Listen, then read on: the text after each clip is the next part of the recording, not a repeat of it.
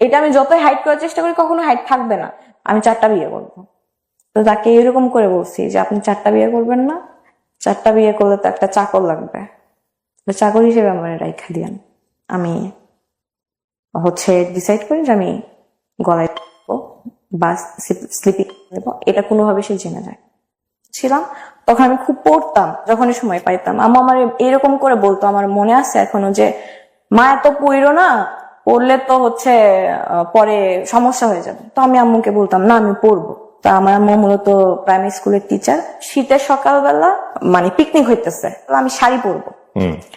তো আম্মুকে বলতেছি যে আম্মু আমি শাড়ি পরবো, আমাকে শাড়ি পরাই দেন। আমি ছোট, আমার স্পষ্ট মনে আছে, এখন আমার মনে আছে। তো আম্মু আমাকে শাড়ি পরাই দিল, তারপরে বলতেছে যে সোয়েটার পরো। তো আমি কান্নাকাটি করতেছি, না শাড়ি পরলে সুন্দর লাগতেছে, আমি সোয়েটার কেন পরবো, সোয়েটার পরলে সৌন্দর্যটা নষ্ট হয়ে যাবে। তো আম্মু আমাকে অনেক জেদ করতেছে। তো আমি রাগ করছি, আমার প্রচন্ড রাগ, আমি ছোটবেলা থেকে খুব জেদি। রাগ করে আমি বারান্দায় গ্রিলে এরকম করে ধরে কাঁপতেছি। তো আম্মু আমাকে ধরতে গেছে, আমি সাথে সাথে মাথা ঘুরে পড়ে যাই। হ্যাঁ, তো পড়ে যাওয়ার প্রায় 5-6 মিনিট আমি সেন্সলেস হয়ে থাকি। এটা কোন ক্লাসে থাকা? ক্লাস না, আমি তখন প্লে নার্সারিতে কোথাও করি না। মূলত আমার যখন বুদ্ধি বয়স হয়েছে, আমি তখন আমি মনে রাখতে শুরু করি। তো আমি অনেক ভয় পাই, মাথা অনেক পানি ঢালা হয়। কয় ভাই বোন আপনারা? 1 ভাই 1 বোন। আপনি বড় না ছোট? আমি ছোট, আমার বড় ভাই আছে। ওকে। এরকম কন্টিনিউয়াসলি 2-3 বার হয়। এটা কি রাগ করেই সেন্সলেস হয়ে যেত? হ্যাঁ, আমি যখন রাগ হইতাম বা মানে এত বেশি রাগ যে সেন্সলেস হয়ে যায়। শিশু বিশেষজ্ঞকে দেখাইলো, পুরা মাথা স্ক্যান করলো, কোনো অসুখ বা রোগ ধরা পড়ে নাই। তো ওষুধ দিল, কাজ হয় না। তো হয় না, গ্রামের মানুষ বলে যে কবিরাজ দেখাও, এই টাইপের কিছু। তো আমাকে অনেক ট্রাই করছে, রংপুর পীরের কাছে পর্যন্ত নিয়ে গেছে। শীতের রাতে আব্বু আমাকে জড়ায় ধরে ওই খড়ের গাদার মধ্যে আমার এরকম করে নিয়ে রাত থাকতো, 2-3 রাত থাকতো, মানে পীরের সঙ্গে দেখা করানোর জন্য। এত বেশি সিরিয়াস? এত বেশি হয় কি, মূলত ঘুমাইতেছি, ঘুমের মধ্যে আমি চিল্লাই উঠতাম, ভয় পাইতাম, আবুল তাবুল বলতাম। আমি পড়াশোনা কন্টিনিউ করতে পারতাম না, বেশি প্রেশার নিতে পারতাম না। তো আমি স্কুলেও রেগুলার যেতাম না। বাবা মা প্রেশার দিত না? না, দিত না। যখনই প্রেশার দিত আমি রাগ হইতাম, আবার মাথা ঘুরে পড়ে যাইতাম, এরকম অবস্থা। আমি হাই স্কুলে উঠি, ক্লাস 6, 7, 8, 9। আমার একটা অ্যান্ড্রয়েড ফোন কিনছে, তখন স্যামসাং J7 আসছিল বাজারে। আম্মু এটা কিনছিল, আমার মনে আছে 19,500 টাকা দিয়ে কিনছিল। আচ্ছা। তো ওই ফোন, আম্মু তো সারাদিন স্কুলে থাকতো, আমি একটা ফেসবুক অ্যাকাউন্ট, আমি কোন ক্লাসে থাকতে? ক্লাস 9। ক্লাস 9। আমার আশপাশ সব ফ্রেন্ডেরই ফোন আছে, মানে আপডেট হয়ে গেছে আর কি। তো আমার ফোন ছিল না, আমি আমার ফোন থেকে একটা ফেসবুক অ্যাকাউন্ট ওপেন করি। আমি তো বুঝতাম না, আমার যে ফ্রেন্ড রিকোয়েস্ট দিত আমি অ্যাকসেপ্ট করে নিতাম। তো এক সময় দেখি যে একটা ফ্রেন্ড রিকোয়েস্ট আসছে, আমি অ্যাকসেপ্ট করছি, দেখি সাথে সাথে ইনবক্স যে আমি তোমাকে চিনি, তুমি আমাদের পাশের স্কুলে পড়ো, তুমি এই স্যারের কাছে প্রাইভেট পড়ো। আমার 3 বছরের সিনিয়র ছিল। আপনি তাকে দেখে চিনেছেন? হ্যাঁ হ্যাঁ, চিনছি। মানে ফেসবুকে দেখেই চিনে ফেলেছেন? হ্যাঁ, কারণ আমি দেখতাম আশেপাশে এরিয়াতে, আমি গার্লস স্কুলে পড়তাম, সে বয়েজ স্কুলে পড়তো। স্কুলটার মাঝখানে শুধু একটা রাস্তা ছিল পাশাপাশি। তো আমি হ্যাঁ আমিও তোমাকে চিনি, আমি দেখছি। তো আমাকে একদিন বলে যে তোমাকে আমার ভালো লাগছে। তো এরকম করে আমরা একটা রিলেশনশিপে যাই। রিলেশনশিপে কি ধাম করে চলে গেলেন? ধাম করে না, 3-4 মাস পর। 3-4 মাস কি মানে কন্টিনিউয়াসলি কথা হচ্ছিল? এর আগে কারোর সঙ্গে কথা হওয়া, কোনো ছেলেকে ভালো লাগা, তার প্রতি ফ্যান্টাসি থাকা, ওগুলো কিছু ছিল না? সো ক্লাস 9-এ ফার্স্ট ওকেই ভালো লাগে, এবং সে আপনার প্রতিবেশী ছেলে? হ্যাঁ। ও কিসে পড়তো তখন? ইন্টার ফার্স্ট ইয়ারে পড়তো। ও তখন ইন্টার ফার্স্ট ইয়ারে, আপনি তখন ক্লাস 9-এ? ওকে। এই যে ফেসবুকে কথা হচ্ছে, এর আগে কি আপনাদের কথা হয়েছে কখনো, কোথাও কোনো রাস্তাঘাটে কোথাও? ফেসবুকে কখনো কোনো প্র্যাকটিক্যালি কথাও হয়নি? বাট আমি দেখছি, অনেকবার দেখছি, কারণ আমি সেম স্যারের কাছে প্রাইভেট পড়তাম। ও 8 মাস পর হুট করে আম্মু একদিন আমার কথা বলা শুনে রাতের বেলা, আমার ধরছে ওই দিন, বকা দিতে দিতে অবস্থা খারাপ। তো আমি পরে আমার যেমনি হোক তারে কল দেই। কল দেওয়ার পর আমি বলতেছি যে তোমার সাথে হয়তো আমার কথা কন্টিনিউ হবে না, আম্মু জানছে। তো বলতেছে আমি তোমার আম্মুর সাথে দেখা করবো। দেখা করবা মানে কথা নাই বাতা নাই, হুটার দেখা করবা। তো আমার আম্মুর কলিগ ছিল তার রিলেটিভস, এটা আমিও আগে থেকে জানতাম, সেও আগে থেকে জানতো। তো পরের দিন সে আমার আম্মুর স্কুলে চলে গেল সোজা। হ্যাঁ, সোজা আমার আম্মু স্কুলে চলে গেল, ডিরেক্ট আম্মুকে বিয়ের প্রস্তাব দিচ্ছে যে আমি আক্ট করে রাখতে চাই, আমি আপনার মেয়েকে ভালোবাসি বা এই টাইপের কিছু। আম্মু তাকে বুঝাই শোনাই, বলছে যে তুমি বাসায় যাও, তোমার আব্বু আম্মুর সাথে কথা বলো। তো সে বাসায় গেছে, বাসায় যাওয়ার পর তার আব্বু আম্মুর সাথে কথা বলছে যে আমি এরকম একটা মেয়েকে পছন্দ করি, বাসায় জানাজানি হওয়ার পর এরকম হয়েছে। তো তার একটা কাজিন ছিল, মেয়ে কাজিন, এইরকম আপনার রিলেশন করার ইয়েতে সুইসাইড করছে অনেক বছর আগে, 3-4 বছর আগে। তখন 3-4 বছর আগে, 2016 সালে 3-4 বছর আগে। তো আব্বু আম্মুর মধ্যে আপনার সঙ্গে ঘটনাটা 2016 সালে। হ্যাঁ, তার 3-4 বছর আগে তার ফ্যামিলিতে এরকম একটা সুইসাইডের ঘটনা আছে। তো আব্বু আম্মুর মধ্যে জিনিসটা ভয় কাজ করে যে আমার ছেলে হচ্ছে আপনার অনেক ভালো স্টুডেন্ট, বুয়েটে পড়ার মতো স্টুডেন্ট ছিল সে, হি ওয়াজ ভেরি মেরিটোরিয়াস, খুব ভালো, খুব। ওকে, ওর হাতের লেখা দেখলাম মানে খুবই ভালো। দেন যদি রাজি না হয়, এরকম বলতেছিল যে রাজি না হলে যে কোনো কিছু করে নিতে পারে। তো তার আব্বু আম্মু আমার আব্বু আম্মুর সাথে কথা বললো, বাট ছেলেটা ছিল অসাধারণ সব দিক থেকে। অসাধারণ বলতে স্টুডেন্ট ভালো, ক্যারেক্টার ভালো। আব্বু আম্মুকে অনেক বোঝানো হয়েছে, তার রিলেটিভস যেটা ছিল সে বোঝানো হয়েছে যে ছেলে ভালো, সে ব্রাইট ফিউচার। আমি জানি না 7 দিনের মধ্যে কি এমন হয়ে গেল, আমাদের ছোট করে একটা কাবিন হইল 7 দিনের মাথায়। আমিও এখন আমি সেন্সে কাজ করে না আমার আব্বু আম্মুকে কি বোঝানো হয়েছে, তার আব্বু আম্মু কি কথা বলছে, আমার আব্বু আম্মু কি বলছে। কিন্তু আপনার আব্বু আম্মু আপনাকে কি অ্যাপ্রোচ করছে সেটা আমাকে বলুন। আমার কাছ থেকে শুধু বলছে যে তুমি কি ছেলেটাকে পছন্দ করো? আমি অবভিয়াসলি পছন্দ করতাম। সে যখন বাসায় বলছে যে বিয়ে না করলাম, এটা করবো ওটা করবো, আমার মাথার মধ্যে এটা থট ছিল যে আমার জন্য যদি ছেলেটা সুইসাইড করে নাই, তাহলে আমার কিন্তু সারা জীবন একটা বোঝা হচ্ছে নিয়ে চলা লাগবে। কোথা থেকে কি হইলো 7 দিন 8 দিনের মাথায় আমি নিজেও জানি না। আপনার ফ্যামিলিতে আর্লি ম্যারেজ ব্যাপারটা আছে? না, আমি ফার্স্ট। আপনার ভাই তখন আপনার বয়সের গ্যাপ? আমার ভাই এগুলো বিষয়ে কিচ্ছু জানতো না। কি বলেন? কিচ্ছু না, আমি সেটা পরে আসতেছি, কিচ্ছু জানতো না। আমার মেয়ের আক্ত হচ্ছে ভাই জানবে না, তারা তো ফ্যামিলিতে এটা নিয়ে কোশ্চেন উঠতে পারে। হ্যাঁ, ভাইয়াকে কেন গোপন করা হয়েছে বিষয়টা?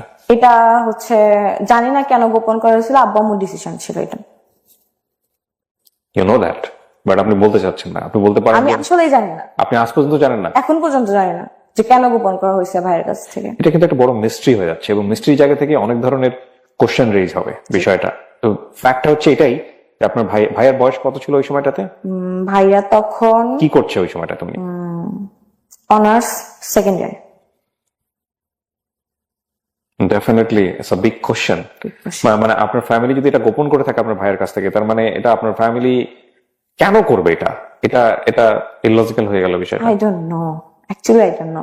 বা আপনি কি এমন কোনো কিছু করেছিলেন ফ্যামিলিতে, বা ও কি এমন কোনো কিছু করেছিল যেটা আলটিমেটলি সবাই খুব টেনশনে পড়ে গিয়েছিল?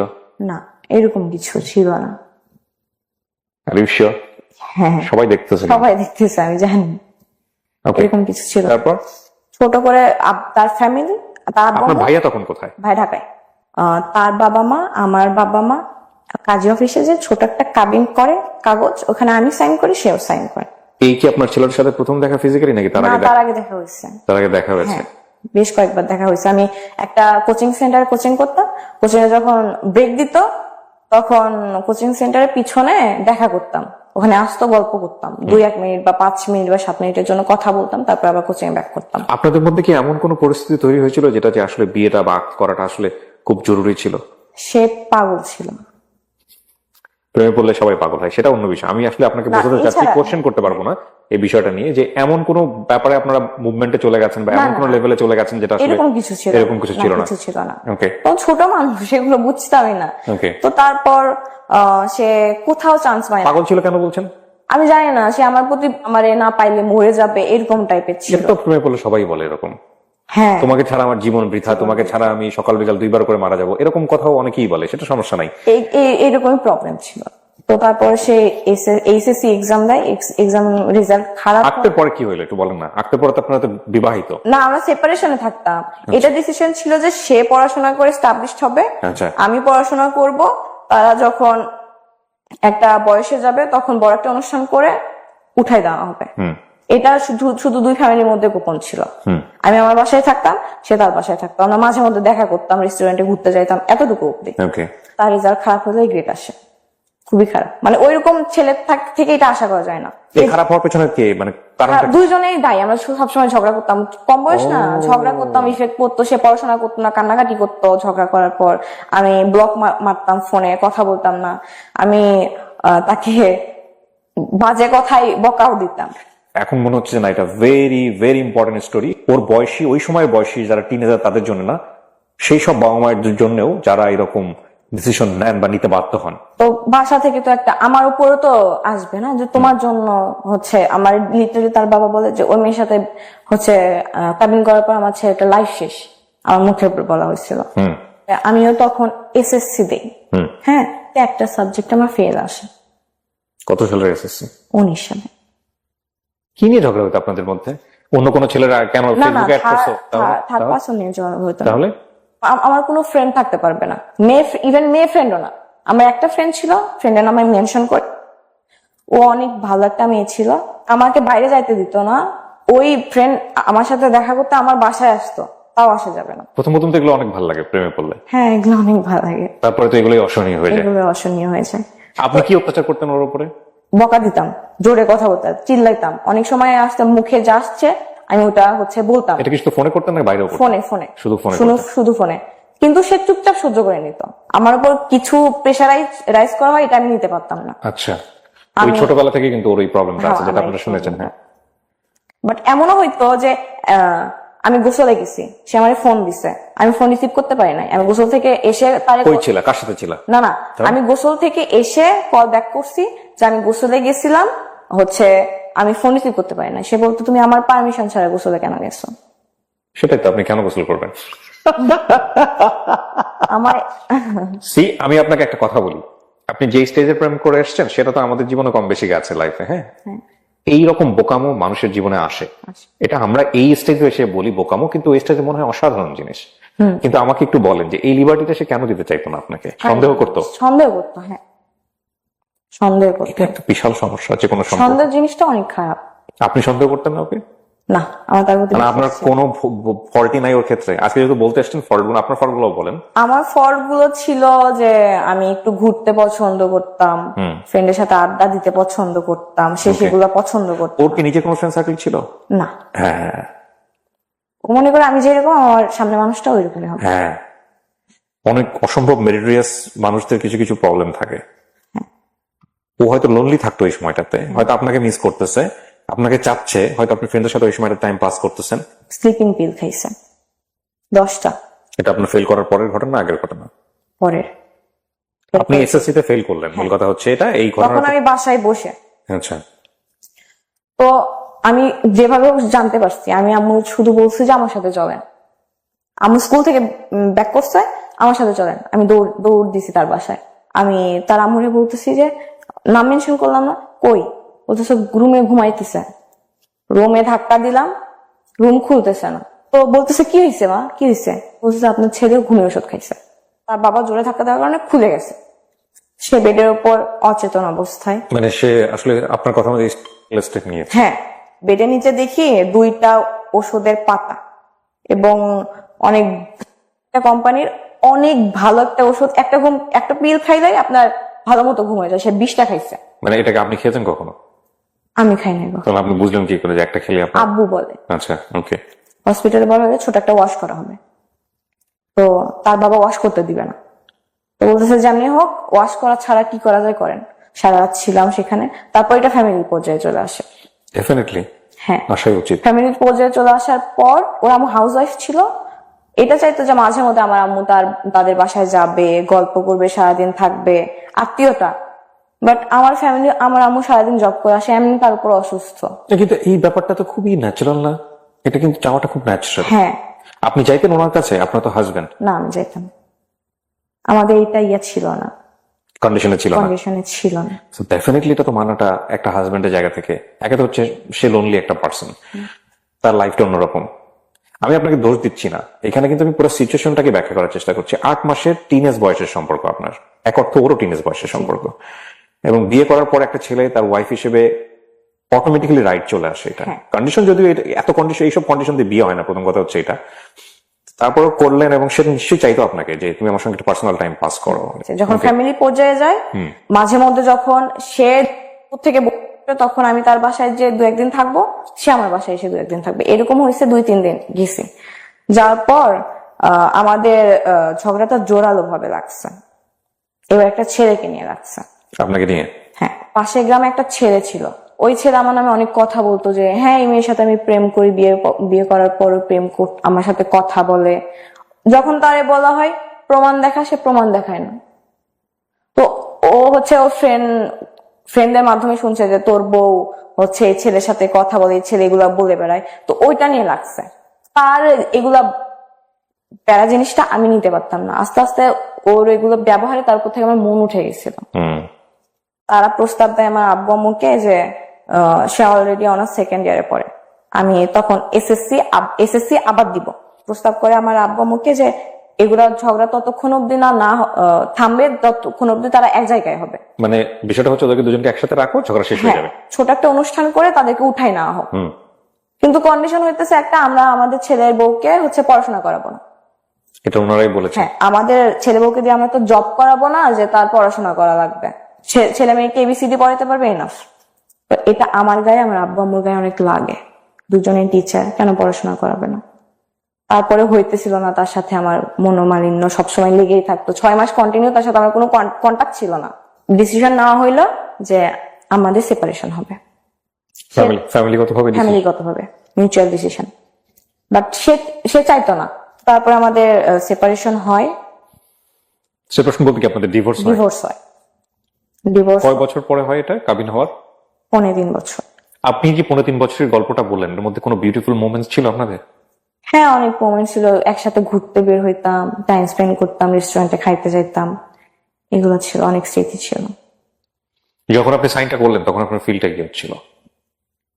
সত্যি বলতে আমার মনে হচ্ছিল যে এটা লাইফে একটা বড় ইফেক্ট পড়বে, বাট আমি যে ডিসিশনটা নিতেছি আমি রাইট ডিসিশন নিতেছি। আপনাকে কেউ ইনফ্লুয়েন্স করেছে ওই সময়টা? ভাইয়া তো ততদিনে জেনে গেছে। হ্যাঁ।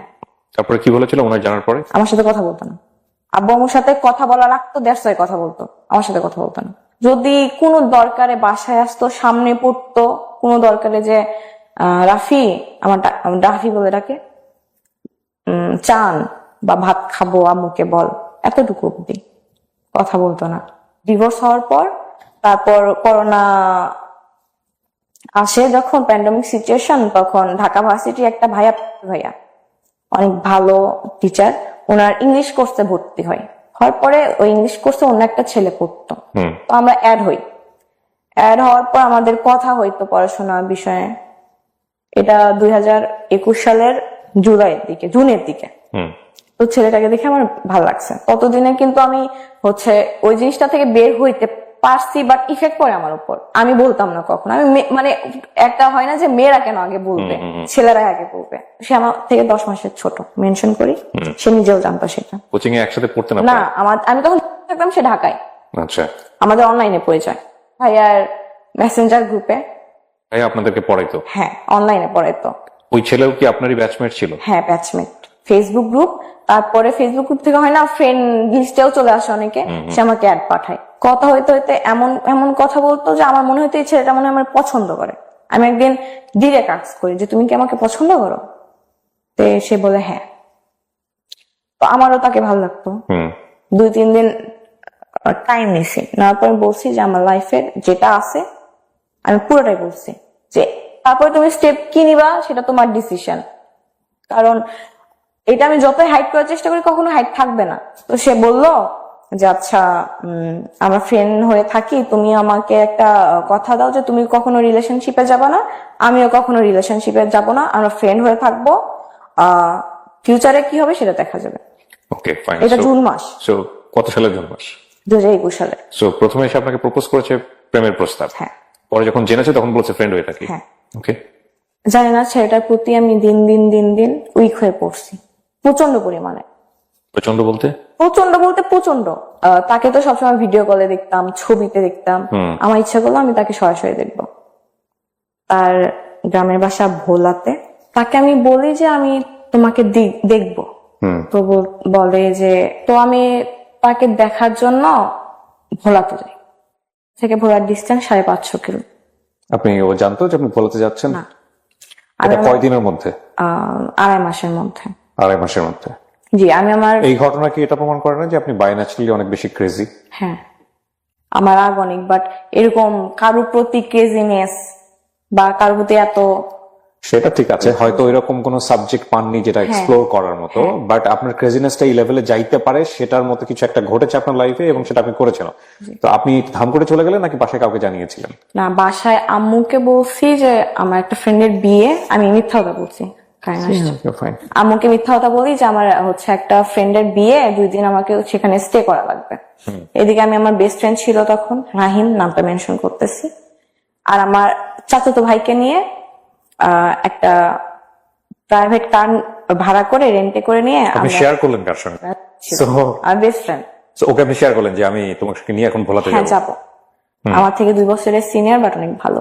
তো যাই, আমার এখনো মনে আছে তারিখটা, 7ই আগস্ট বিকেল 5টায় রওনা দিই আমরা, যে আমরা সকাল 7:30টায় পৌঁছাই ভোলার 0 পয়েন্টে। সে জানে না যে আমি গেছি ওইখানে। আমি ফোন দিছি, আমি ভাবছি হয়তো ফোন পিক করবে না যেহেতু ঘুমাই, তো করছে পিক, সাথে সাথে করছে। তো আমি বলতেছি যে আমি ভোলার 0 পয়েন্টে, জায়গাটার নাম আমার সঠিক মনে নাই, একদম সদরে। তো শক, কত ভালোবাসে মেয়েটা। 5 মিনিট পরে কল দিয়ে বলতেছি তুমি কি আসলেই ভোলাতে?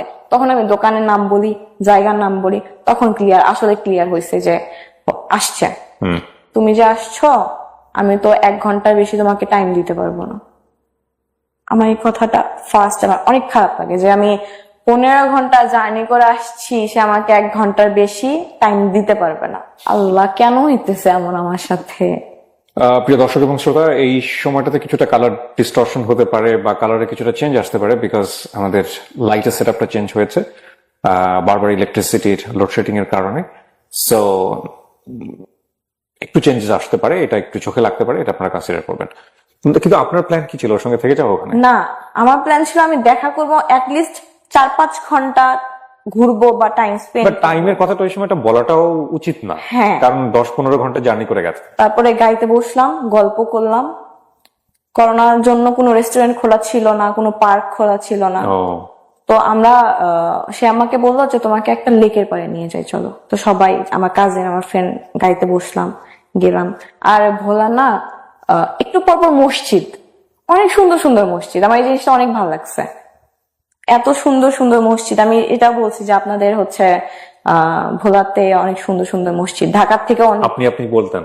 হ্যাঁ, ওকে। এটা চলে আসছে আমার রেসপেক্টের জায়গা থেকে। ড্রাইভার আঙ্কেল যে, সে বলতেছে যে 5টার ফেরিটা যদি আমরা মিস করি, আমাদের কালকে সকাল অব্দি ওয়েট করা লাগবে। তো বলতেছে আমি তোমার সাথে ফেরি ঘাট অব্দি যাবো, অনেক ছবি উঠাই, ভিডিও করি। এখনকার করে না টিকটক, করছি কয়েকটা ভিডিও। টিকটক করতেন আপনি? এখনো করেন? না, তার জন্য ছেড়ে দিছি। এই ছেলেটার জন্য? হ্যাঁ, পছন্দ করতো না। তো তারপরে সে আমার সাথে থাকতে পারতেছে না, তো অনেক আমি বললাম যে আপনি এখান থেকে বাসায় যান। হ্যাঁ, তো সে কোন এক ফ্রেন্ডকে ফোন করলো যে তুই আমার বাসায় একটু ম্যানেজ করিস, যদি ফোন দেয় আম্মু বলিস যে আমি তোর সাথে আছি। তো সে আমাকে বললো যে আমি তোমার সাথে বরিশাল পর্যন্ত যাব, মানে নদীটা পার হইলে বরিশাল জেলা। তো আমি খুশি হইলাম যে হ্যাঁ, অ্যাটলিস্ট যেটা বলছে যে 1 ঘন্টা থাকবে, তার থেকে বেশি সময় সে তো কোম্পানি দিচ্ছে। হ্যাঁ, তার জন্য আমি গিফট নিয়ে গেছি, 2-3টা টি-শার্ট, একটা ঘড়ি। ওই ঘড়িটা আমি অনেক কষ্ট করে আমি ওই ঘড়িটা ম্যানেজ করছি। সে চকলেট খাইতে পছন্দ করতো, এগুলো নিয়ে গেছি। বলতেছে এগুলো আমি কিভাবে নিয়ে যাবো, আমি তো এগুলো নিয়ে বাসায় ঢুকতে পারবো না। আমি অনেক কোশ্চেন জিজ্ঞেস বলতে তো সমস্যা হবে। হ্যাঁ, সুন্দরভাবে বিদায় দিলাম আমাকে। আমি অনেক মজা নিয়ে আসছি যে তার সাথে অন্তত দেখা হয়েছে আমার।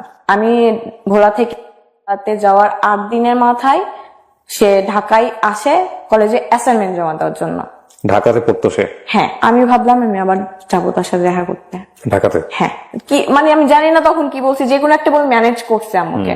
আর আমারকে আম্মু কখনো না বলে না, আমার বিকজ অফ ওই ইনসিডেন্টের কারণে। ইনসিডেন্টের কারণে, প্লাস আমি অসুস্থ, যদি আমাকে একটা জিনিস নিয়ে না করে আমি রেগে যাই, রেগে যে যদি আবার মাথা ঘুরে পড়ে যায়, আবার অসুখটা আবার ব্যাক করে, এটার ভয়ে আব্বুকে বলা হয়েছে যে পিকনিকে যাচ্ছি। তো আমি আমার ফ্রেন্ড, আমার ওই ফ্রেন্ড আবার ওই কাজিনকে নিয়ে আমি ঢাকায় আসি। ঢাকায় এসে তাকে কল দেওয়া হয়।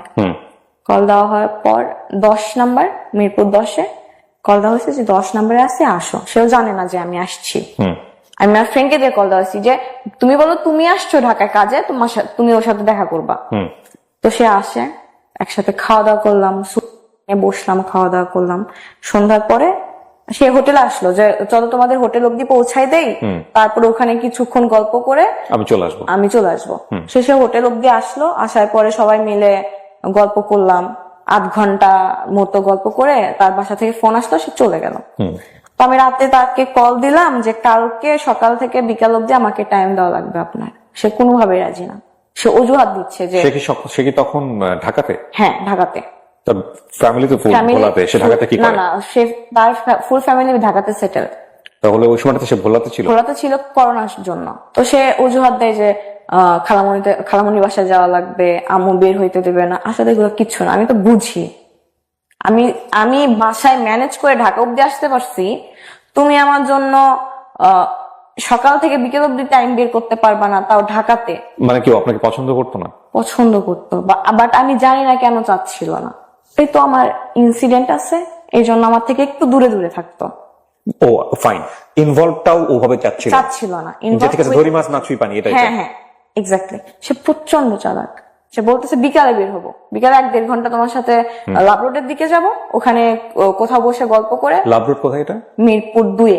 আমি বললাম না, সকালবেলা আমি সকাল থেকে বিকাল অব্দি আপনার সাথে থাকবো, কারণ আমি আসছি আপনার সাথে টাইম স্পেন্ড করার জন্য, আপনি আমাকে 2-3 ঘন্টা কেন দিবেন?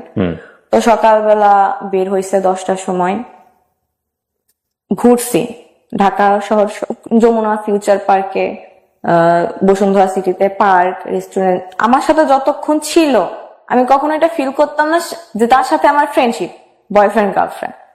আপনি এটা ফিল করতেন? আমি ফিল করতাম, সেও ফিল করতো। কিন্তু আপনাদের মধ্যে কোনো ওয়ার্ড দেওয়া হয়েছিল যে তুমি আমার গার্লফ্রেন্ড? না, সে কমিটেড ছিল না আমার সাথে কোনোভাবে। সে তো ক্লিয়ার করেছিল বিষয়টা। ক্লিয়ার করেছিল, সেই জায়গাতে সে ট্রান্সপারেন্ট ছিল ডেফিনেটলি। ওই তো ধরি মাছ না ছুঁই পানি। আর আপনি না, কিন্তু আপনার উইকনেস তো আপনি তাকে বুঝিয়ে দিয়েছেন, এখানে আপনি দোষ দিবেন কিভাবে? আপনি যখন তাকে আপনার উইকনেসটা বুঝিয়ে দিচ্ছেন, সে কি ডেফিনেটলি আপনাকে বাধা দিয়েছিল যে না ঠিক আছে তুমি তোমার সীমানাটা মেইনটেইন করো, এর চেয়ে বেশি আমারে বলতো যে হচ্ছে তোমার ক্রেজিনেসটা বেশি হয়ে যাচ্ছে, এটা একটু কন্ট্রোল করো, এটা সবসময় বলতো আমাকে। সে সব দিকে মেইনটেইন করে চলতো, বললাম না যে আপনাকে ছাড়তেও চাইতো না, আবার ধরতেও চাইতো না, বিয়েও করার তো ব্যাপার স্যাপার আসতোই না, বাট আপনি তার প্রতি উইক ছিলেন, সেটা আপনি মোটামুটি সবভাবে বুঝিয়ে দিয়েছেন। হ্যাঁ, সবভাবে। সে আমাকে সন্ধ্যার সময় হোটেলে নামায় দিয়ে বাসায় চলে গেল। তো আমি বললাম যে আমি আপনার সাথে কিছু অব্দি যাই। সে আমাকে বলে নাই যে তার বাসা মিরপুর, বলছে 10 এলাকায়। বাসা কোথায় আপনি বলে নাই। আমার কি করছে মিরপুর, কেন বলে না বুঝতে পারছেন তো? হ্যাঁ, তো সে হচ্ছে আমাকে মিরপুর 2-এ শপিং সেন্টার আছে, ওই অব্দি হেঁটে নিয়ে গেল। হেঁটে নিয়ে বলতেছে আমার বাসা এইদিকে, তুমি হচ্ছে কিছু কেনাকাটা থাকলে শপিং এ করো, আমি বাসায় যাই। রাতে 10টার বাস করব, ব্যাক করলাম। যখন গাড়িতে উঠি আমাকে বলে যে তোমাকে আমি বিয়ে করতে পারবো না, এটা ক্লিয়ার থাকো, তোমার সাথে আমার কিছু পসিবল না। বিয়ের কথাবার্তা হচ্ছিল আপনাদের মধ্যে? আপনি কি অফার করেছিলেন বা এরকম কোনো কিছু? না, সে নিজের থেকে বলে যে তোমার সাথে আমার কোনো ফিউচার নাই, because of you have a incident. এটা সে আপনি যখন গাড়িতে ওঠেন তখন বলে? হ্যাঁ, আমি আকবরাই কেন বলতেছিল এই কথাগুলো? আমি জানি না। আপনি কি তার কাছ থেকে চাচ্ছিলেন বিষয়গুলো? না, আমি কিছু না, এগুলো বিষয়ে কোনো কথা হয় নাই। যে অথবা আপনার অ্যাটিটিউড দেখে সে শঙ্কার মধ্যে ছিল? হ্যাঁ, শঙ্কার মধ্যে ছিল যে ভবিষ্যতে প্রবলেম হইতে পারে আমার জন্য, যে কারণে সে বারবার আপনাকে ক্লিয়ার করতেছিল। তো ওই দিন আমি এসি গাড়ি তো প্রচন্ড কান্না করতেছিলাম, ফুপাই কান্না করতেছিলাম। গাড়ির ম্যানেজার আসছে, এসে বলতেছে, আমার ফ্রেন্ড আমার পাশে বসেছিল, যে স্যার কিছু হয়েছে, প্রবলেম? তো আমার মুখ চেপে ধরছে, আমি কান্না করতেছিলাম কন্টিনিউয়াসলি। বলতেছে না, একটু ফ্যামিলি প্রবলেম, ওর মিথ্যা কথা বলেছে, ওর আম্মু একটু অসুস্থ। আমি সারা রাস্তা কান্না করছি, 5 ঘন্টা 6 ঘন্টা ছিলাম, কান্না করছি। সকালবেলা আমি বাসায় গেছি, যে আমার নিজের চেহারা আয়না দেখে আমি নিজে ভয় পাইছি, চোখ এইরকম আলুর মতো হয়ে গেছিল। তারপর 2 দিন আমাকে সে ব্লক লিস্টে রাখে। ফেসবুকে ব্লক করে দেয়? কেন ব্লক করে দেয়? আপনি কি করতেছিলেন? ওগুলা বলে সে আমার সাথে রাগারাগি করে। ঠিক আছে, বিয়ে করতে পারবেন না, আমি আছি আপনার জন্য। বলতেছে তুমি থাকবা কেন, তুমি তোমার লাইফ গুছাবা। সে না থাকুক আমার লাইফে, বাট আমি কি করব সেটাতে হস্তক্ষেপ করতেছে। তো এগুলা নিয়ে সে রেগে গেছে, রেগে যাওয়ার পরে তো আমাকে ব্লক করছে, ফোন নাম্বার। বেসিক্যালি ছেলেটা ভয় পেয়ে গেছে। হ্যাঁ, ফোন নাম্বার, ওর ক্রেজিনেস দেখে ভয় পেয়ে গেছে। ও চলে আসতেছে ভোলাতে, আবার চলে আসতেছে ঢাকাতে, ফ্রেন্ডদের নিয়ে হোটেলে থেকে ওর সাথে মিট করতেছে। সো এক্সট্রিম ক্রেজিনেস, মানে ওর জন্য ইন্টারমিডিয়েটে পড়া, সেকেন্ড ইয়ারে পড়া একটা ছেলে। হ্যাঁ, তো তারপর সে আমাকে 2 দিন ব্লক করে, 2 দিন পর ব্লক খুলে। তখন আগস্ট 12-13 তারিখের দিকে। কত সাল? 2021। 2021 ভালোই চলতেছিল, কথাবার্তা হচ্ছিল, সুন্দর কথাবার্তা হচ্ছিল। একটা রিলেশনশিপ যেভাবে বিল্ড হয় সব ঠিক আছে। আমাদের কথাবার্তা বুঝে কেউ বুঝবে না যে আমরা ফ্রেন্ড, জাস্ট ফ্রেন্ড, এটা কেউ বুঝবে না। আমরা রিলেশনশিপের মতো কন্টিনিউ করতেছিলাম, বাট একটা ছিল না। তো আমার স্পষ্ট মনে আছে যে 12ই সেপ্টেম্বর আমাদের স্কুল কলেজ সব খুলে দেয় করোনার পর। সে আমাকে ওই দিন রাত 1:30টার সময় বলতেছে, তুমি কি আমার সাথে রিলেশনশিপে যাইতে চাও? তো আমি অবভিয়াসলি চাই। তো বললো আচ্ছা আজকে থেকে আমরা রিলেশনশিপে। ওকে, সেটা বলে? হ্যাঁ। ওকে, কেন বলে হুট করে এরকম কথা? আমি নিজেও জানি না। আর তখন যখন যেটা মনে হয় সেটাই করে। আমি তো না বলতে পারি না, আমি সাই দেই। আমি জিজ্ঞেস করি না হুট করে আপনার কেন মনে হইলো রিলেশনশিপ আসতে যাচ্ছে। হ্যাঁ, যেটা পাও ওইটা নিয়েই হ্যাপি থাকবো। সেপ্টেম্বর, অক্টোবর, নভেম্বর, ডিসেম্বরে ঝগড়া হইতো ছোট ছোট বিষয় নিয়ে। আমি একদিন আম্মুর সাথে কথা বলতেছিলাম রাত 1:30টার সময়। আমি পড়তেছিলাম তখন, কারণ তার সাথে আমার সম্পর্ক ভালো যাচ্ছে, সবকিছু ঠিক যাচ্ছে, আমি পড়াশোনায় ফোকাস করতেছিলাম, যেহেতু ডিসেম্বর এক্সাম, এইচএসসি এক্সাম। তো আমি লাইট জ্বালায় পড়তেছিলাম, আম্মু আসছে যে কি করতেছি দেখতে। তো রাত 1:30টার সময় আমার কাছে একটা আননোন নাম্বার থেকে কল আসে। তো কলটা রিসিভ করি, আম্মু বলতেছে যে কল রিসিভ করিস না, এত রাতে কে কল দিছে। বাট আমার মনে হয়েছে যদি কেউ বিপদে পড়ে বা কোনো ইমার্জেন্সি হয়, তো আমি কলটা পিক করলাম। একটা মেয়ের কণ্ঠ বলতেছে, আপনি রাফিয়া না? হ্যাঁ। আপনি কল দেন কেন? আমি দেখি কলেজে থাকি, আপনি কল দেন, হচ্ছে ও কল কেটে দেয়, তারপর আপনি ওকে ডিস্টার্ব করেন, সমস্যা কি আপনার? আমি শকড। তেমন আপনি কে? রাত 1:00টার সময়? হ্যাঁ। আমি বলতেছে আপনি কে? বলতেছে ওর সাথে 3 মাস যাবত আমার রিলেশন। আমি তো যা শকড। বলি রিলেশন মানে? ও তো আমার সাথে রিলেশনে আছে। বলতেছে হ্যাঁ আমি জানি ও তোমার সাথে রিলেশনে আছে, এটা জানি। তুমি এরপর থেকে নেক্সট টাইম থেকে তুমি ওর কল দিবা না, টেক্সট করবা না, যদি দেখি ফার্দার তোমার খবর আছে। আমি বলছি আমি 100 বার দেবো, কি করবে তুমি করো। সে কেটে দিছে ওই পাশ থেকে ফোন। তারপর আমি কন্টিনিউসলি তাকে কল দিয়ে যাই। মানে আপনার তখন বয়ফ্রেন্ড? হ্যাঁ। সে কলটা পিক করে না, আর মাথা ঘুরতেছে, লিটারেলি মনে হইতেছে যে দুনিয়াটা ঘুরতেছে আমার। এরকম এক্সপেক্ট করি নাই কখনো। তো ফোন ধরার পর আমি বললাম যে এরকম একটা এই নাম্বার থেকে কল দিছিল লাস্টে, এত আপনি কি চিনেন? বলতেছে হ্যাঁ চিনে। আমি বলতেছি কে হয় আপনার? বলতেছে আমি তোমাকে বলি নাই, ওর সাথে আমার লাস্ট 3 মাস যাবত সম্পর্ক, আমি তোমাকে বলি নাই, আজকে মনে হয় ও বুঝতে পারছি, এই জন্য তোমাকে কল করছে। তো আমি তোমার সাথে সম্পর্ক কন্টিনিউ করতে পারবো না, ইভেন তোমার সাথে কন্টাক্ট কন্টিনিউ করতে পারবো না। হুট করেই সব কিছুই ঠিক যাচ্ছে। তো আমি রাত 3টার সময় আমার বেস্ট ফ্রেন্ডকে কল দিই, আমি কালকে ঢাকা যাব। তো বলে কেন, কি হয়েছে? সব খুলে বললাম। ওরা কখনো বোঝায় না আপনাকে যে থাম একটু রাখ, এটা হ্যাঁ কন্ট্রোল কর? বুঝায়, কিন্তু ওরা বুঝে যে আপনাকে বলে লাভ নাই এসব। না বলে লাভ নাই, আমি যেটা বলবো সেটাই। আমরা জ্যামে আটকে গেছিলাম, তো রাত 12টার সময় আমরা ঢাকাতে পৌঁছাই। তো আমি একটা আপুর বাসায় ছিলাম। দেন সকালবেলা 10টার সময় আমরা বের হয়েছি। আমি কল দিছি যে আমি ঢাকায় আছি, আপনি কোথায় আছেন হচ্ছে বলেন, আমি আপনার সাথে দেখা করবো।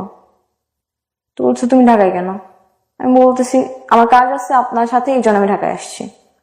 তো বলতেছে যে আমি দেখা করতে পারবো না, আমি খালামণির বাসায়। মিথ্যা কথা বলতেছে। সে বললো যে তুমি এই রেস্টুরেন্টে আসো, আমি আসতেছি। তো তারপর যে শুনে এটা আমার সাথে প্র্যাঙ্ক করা হয়েছে। প্র্যাঙ্ক করছে? হ্যাঁ, যে আমাকে বোঝার জন্য যে আমি কি রিয়াকশন দেই। তারপর মেয়েটাকে নিয়ে আসো? মেয়েটাকে সাথে আমার কথা হয়েছে। কিন্তু বলেন যে আপনি মেয়েটাকে নিয়ে আসো এখানে, আমি প্র্যাঙ্ক করছে কিনা আনছে? হ্যাঁ, কথা হয়েছে, প্র্যাঙ্ক ছিল, তারা প্ল্যান করে করছে এটা। আসলে প্র্যাঙ্ক ছিল? হ্যাঁ আসলে ছিল। ওকে। আমার তখন প্রচন্ড রাগ উঠছে। ওঠার পরে বলতেছে, শান্ত করলো, অনেক কিছু বুঝাই। তো ঠিক আছে আসছি, যখন থাকি 2-1 দিন আপনার সাথে ঘুরি। তো তারপরে আমি হচ্ছে ব্যাক করি পরের দিন। তো আমার এটা প্ল্যান ছিল যে আমি ঢাকায় শিফট হবো। ঢাকায় শিফট হওয়ার একটাই রিজন যে আমি তার কাছাকাছি থাকবো। হ্যাঁ, ঝগড়া হলে ব্লক দিয়ে দেয়, শেষ, আর কোনো যোগাযোগের কোনো ওয়ে নাই। তো তার বার্থডে ছিল, এটা কাহিনী। আমি গেছি ঢাকায় আপনার 5ই অক্টোবর থেকে 9 অক্টোবর অব্দি ছিলাম। তার বার্থডে ছিল 16 অক্টোবর। ওকে।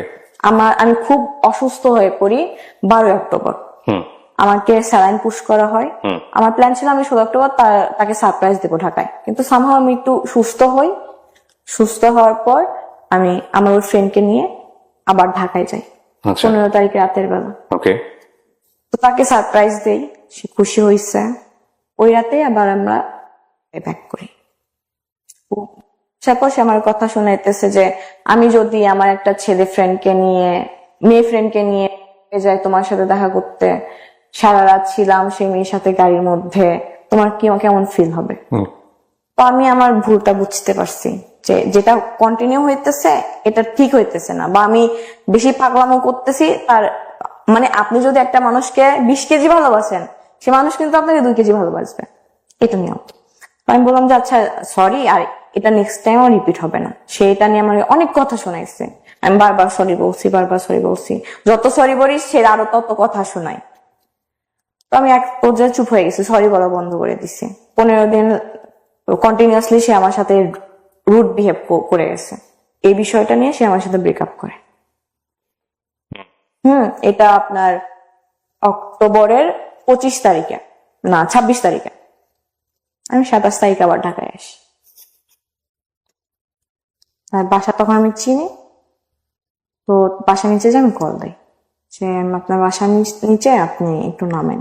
নামছে, আমার সাথে আমার আপু ছিল, একটা আপু। তো তাকে বুঝাই যে আপনি সিলি রিজনের জন্য আপনি আমার সাথে ব্রেকআপ করলেন কেন। তো তাকে বুঝাই, অনেকক্ষণ যাবত বুঝাই। বুঝানোর পরে ঠিক আছে ঠিক আছে ঠিক আছে করার পর তখন আপনার ইন্টারভিউ পড়েন? হ্যাঁ বললাম, তখন হচ্ছে অক্টোবর মাস, নভেম্বর ডিসেম্বরে এক্সাম। তো বুঝানোর পরে আমি হচ্ছে আরেকদিন স্টে করি, তারপরের দিন এক্সাম ছিল। তো আমি আরেকদিন স্টে করি, এক্সাম শেষ করে তার সাথে আমি একটু টাইম স্পেন্ড করে আমি বাসায় ব্যাক করবো। এটা আমি কোনোভাবে আর আব্বু কান থেকে ইয়ে করতে পারি নাই। আব্বু কান অব্দি চলে গেছে, আম্মু তো এতদিন জানতোই, এখন আব্বু কান অব্দি গেছে। তো আমি বাসায় ফেরার পরে এত মারে নাই আমাকে, মা ছাড়া যা করা লাগছে করছে, রুমের মধ্যে আটকায় রাখছে। হ্যাঁ, এটা আমি তার কান অব্দি পৌঁছাই নাই, স্টিল নাও জানে না। এই রেকর্ডিং যদি তার কান অব্দি যায় তাহলে সে জানবে। রুমের মধ্যে আটকায় রাখছে। ডিসেম্বর মাসে পরীক্ষা, আমার যেমনি হোক পরীক্ষা দেওয়া লাগবে, বিকজ আমি পড়াশোনা করার জন্যই আমি আগের সম্পর্ক থেকে মুভ অন করছি, ডিভোর্সটা নিছি যে আমার যাওয়া লাগবে, লাইফে কিছু করা লাগবে, পড়াশোনা ছাড়া কোনো মেয়ের গতি নাই, আমি যেটা মনে করি। আমি আব্বুকে বুঝাই যে ভুল হয়েছে, আমি আর কোথাও যাব না, আমি ওর ছেলের সাথেও কথা বলবো না। আমার কাছ থেকে ফোন 2 দিনের জন্য নিয়ে নিছিল, আমি আম্মুর ফোন দিয়ে তার সাথে কথা বলি। তারপর ডিসেম্বরে এক্সাম। আমি আব্বুকে বলছি, আম্মুকে অনেকদিন যাবত বলতেছি যে আমি কোচিং করার জন্য ঢাকায় যাবো, কোচিং করবো ফার্মগেট শাখায়। তো আম্মু রাজি ছিল, আব্বু কোনোভাবে আমাকে পাঠাবে না, আমি কখনো বাইরে থাকি না, বাইরে থাকি নাই। আর আব্বু মনে করতো যে আমি বাইরে থাকলে দুষ্টামি করবো, এই জন্য রাজি হচ্ছিল না। তো আমার 5 তারিখে এক্সাম ছিল, 7 তারিখে এক্সাম ছিল। এক্সাম দেওয়ার পর আমি বাসায় বলি আমি কিন্তু যাবোই ঢাকায়। তো আব্বু কোনোভাবে পাঠাবে না। তো আমি বললাম তাহলে আমি এক্সাম দিব না। বাবু বলছে দিস না, সেটা তোর। বাবা তো তখন জানে আপনার ঢাকায় আসা মানে কি? হ্যাঁ, আব্বু জানতো। তো দিস না বলতেছে এক্সাম দিবি না, দিস না, সেটা তোর সমস্যা। তো আম্মা আমাকে অনেক বুঝাইলো যে আচ্ছা আমি ম্যানেজ করবো, আমি তোমার আব্বুকে বুঝাবো, তুমি এক্সামটা দাও। এর মধ্যে ভাইয়া ইনভলভ হয়ে গেল। আব্বু ভাইকে ফোন করে বলছে, আব্বু ভাইয়া তখন ঢাকাতে? ভাইয়া ঢাকাতে। ভাইয়াকে বলছে 9টার সময়। আপনি যে ঢাকায় আসতেন আপনার ভাইয়া জানতো না? না, ভাইয়াকে বলছে রাত 9টার সময়, ভাই 10টার বাসে চলে আসছে। ওই তখনই আমি ভাবছি এবার আমার শেষ, আমার এক্সাম শেষ, আমার লাইফ শেষ। ভাইয়াকে প্রচন্ড পরিমাণ ভয় পাই, প্রচন্ড গম্ভীর টাইপের। বাট একবার আগ হইলে শেষ।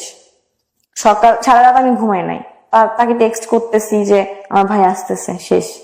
আমার ঢাকা যাওয়া শেষ, আমার এক্সাম দেওয়া শেষ, আমার সব শেষ। আর সে আমাকে রুমের মধ্যে বন্দি করে রাখবে। তো বলতেছে যে তুমি তোমার সাথে আমার যা ছবি ছিল, স্মৃতি ছিল, সব ডিলিট করে দাও। তো আমি জাস্ট এটা মনে করতেছিলাম যে এরকম একটা কিছু আসবে, তো ডিলিট করে দাও। তো আমি তার কথার প্যাচে পইরা সব ফোন থেকে ডিলিট করে দিছি যে ভাইয়া দেখলে প্রবলেম হবে। না সে কি বোঝাচ্ছিল আপনাকে? ভাইয়া দেখলে প্রবলেম হবে, সেজন্য ডিলিট করো? হ্যাঁ। তো আমি ডিলিট করছি। ভাইয়া এসে আমার ফোন চেক করে নাই, ভাইয়া এসে জাস্ট আমার রুমের দরজাটা লাগাই দিচ্ছে। আম্মু ধাক্কাইতেছে, একটা লাঠি নিছে, মোটা লাঠি, এত বড়। তো বলতেছে কি হয়েছে বল, আমার এই যে আমার অফিস আছে, আমি সবকিছু ছাইরা আসলাম, তো সমস্যা কি? একবার লাইফে এত কিছু ফেস করে আসছোস, তারপরে তো শিক্ষা হয় নাই। তো আমি জাস্ট চুপ, আমি কোনো কথা বলতে, আমার হাত পা কাঁপতেছে লিটারালি। আম্মু জানালা দিয়ে ইয়ে করতেছে যে ওকে মেরো না, মেরো না, বড় হয়েছে, মাইক দিয়ে কোনো লাভ হবে না, বুঝাও।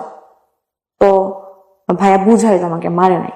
বলতেছে ভাইয়ার কথা হইতেছে যে তুমি ঢাকায় গেলে তোমার সাথে আমার সম্পর্ক থাকবে না। হ্যাঁ, আর তুমি যদি পরীক্ষা না দাও, আমি বলছি যে আমি এইচএসসি পরীক্ষা দিব না, অ্যাটেন্ড করবো না, 2টা পরীক্ষা অলরেডি হয়ে গেছে, তাহলে তো ভুলেই যাবা তোমার ভাই না, মানে ভাই বলতে কেউ ছিল। ঢাকায় আপনি যাওয়ার জন্য এত ক্রেজি কেন? মানে তার জন্য জাস্ট মিট করবেন না? তার আশেপাশে থাকবো আমি, ঢাকায় সেটেল হওয়ার প্ল্যান। বাট পরীক্ষা তো আপনি দিচ্ছেন তখন কলেজে। হ্যাঁ পরীক্ষাটা দিয়ে না আপনি ঢাকায় আসবেন? হ্যাঁ, তো তার আগে আপনি ঢাকায় আসবেন? তার আগে বলে দিছে যে আমার ঢাকা পাঠাবে না। ও, তার আগে বলে দিচ্ছে ঢাকা পাঠাবে না? হ্যাঁ, এই জন্য আমার এত ক্রেজিনেস। ওকে। তো ভাইয়া অনেকক্ষণ যাও বলতেছে তোর হচ্ছে ছোট থেকে বেসিক জিনিসটা নাই, তোর পড়াশোনা হবে না, তুই একটা কাজ কর। ভাইয়া আবার সিএসসি সাবজেক্টে পড়তো ভাইয়া হচ্ছে অনেক ভালো প্রোগ্রামার, আমি তোকে একটা ল্যাপটপ কিনে দিচ্ছি, তুই এই লাইনে চলে আয়, আমি তোকে কাজ দিব, তুই মান্থলি 30 থেকে 35 হাজার টাকা ইনকাম করতে পারবি ঘরে বসে? হ্যাঁ।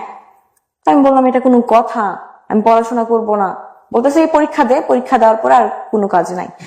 তো এটা একটা অপশন, আর একটা অপশন হচ্ছে তুই বাসা থেকে পাবলিকের জন্য প্রিপারেশন নে, তুই যে কোনো একটা ভার্সিটিতে যদি ওয়েটিং লিস্টেও থাকিস, আমি তোকে কথা দিচ্ছি আমি পরের বছর তোকে ঢাকায় নিয়ে কোচিং করাবো। তো অলরেডি আমার 1 বছর কিন্তু গেছে এইদিকে, আমি আর চাচ্ছি না আমার 1 বছর গ্যাপ যাক। তো আমি বলতেছি যে ভাই এটা আমার পক্ষে পসিবল না। আমি ভাইয়ের পা ধরে কান্না করছি, ভাই বলতেছে আমি তোমাকে ঢাকায় নিব না।